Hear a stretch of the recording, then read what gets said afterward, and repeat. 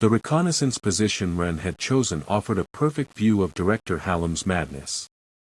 What had once been the Puget Sound residue zone now hosted a structure that defied every principle of physics Wren understood.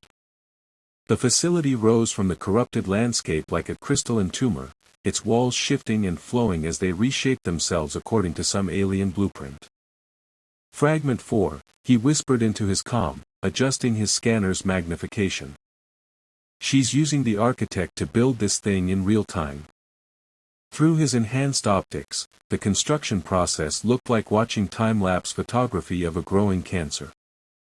Walls extruded from the ground in flowing curves that somehow supported themselves without visible framework. Defensive turrets bloomed from the structure's surface like metallic flowers, their barrels tracking movement patterns that hadn't happened yet. Elena's voice crackled through the secure channel. How big are we talking? Wren swept his scanner across the facility's perimeter, trying to measure something that kept changing dimensions. Conservative estimate: 2 kilometers at the base, maybe 800 meters tall. But those numbers don't mean anything when the walls keep reshaping themselves. The scanner painted thermal signatures across his display, hundreds of them, moving through the facility's interior in organized patterns that spoke of military discipline. Resonance, drawn by the Fragment 4 beacon Hallam was broadcasting. But these weren't prisoners or refugees. They were an army. Resonance readings are off the charts, Wren continued, his voice tight with growing alarm. She's got at least 300 resonance in there, maybe more. All disciplines represented. And they're not fighting the integration, they're embracing it. Through the facility's translucent walls, he could see the converted troops moving with inhuman precision. Their abilities had been enhanced beyond baseline parameters, overcharged by direct connection to the architect fragment. Conductors whose hard-light constructs burned like miniature stars. Weavers who reshaped matter with casual gestures that violated conservation of mass. But it was the equipment that made Wren's blood run cold. Elena, you need to see this. He adjusted his scanner's frequency spectrum, cutting through the facility's adaptive shielding. She's not just building defenses. She's building weapons. The central chamber housed something that hurt to look at directly.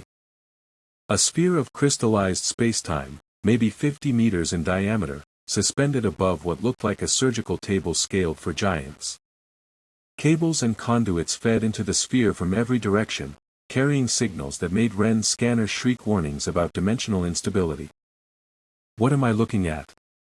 Elena's question carried professional calm that didn't quite hide her concern.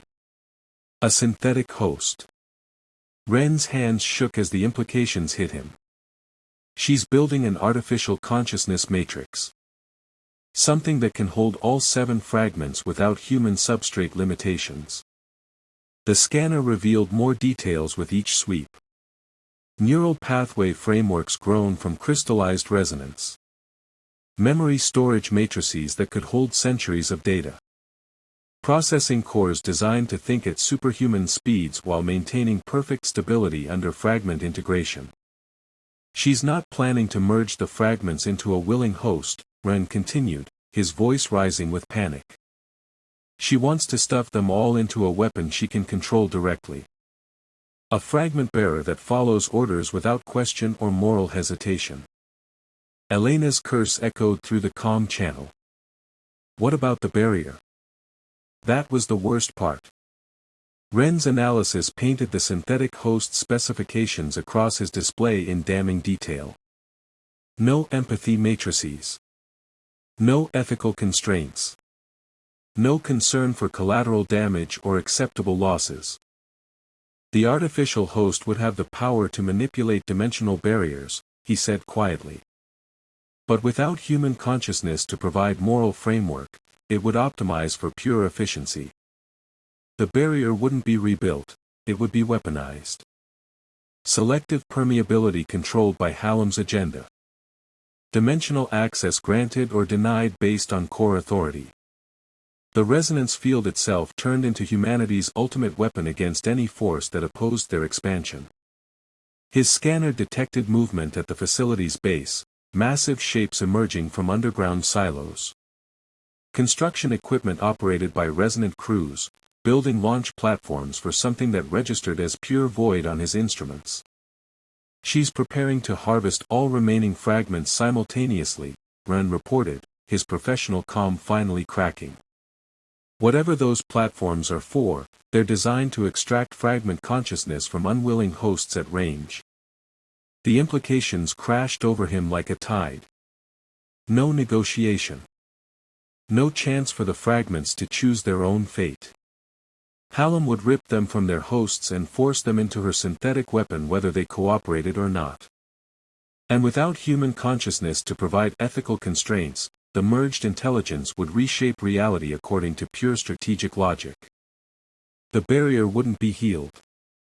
It would become humanity's cage. Through his scanner's enhanced optics, Ren watched the synthetic host chamber pulse with growing energy as the artificial consciousness matrix approached activation threshold. Time was running out faster than any of them had imagined.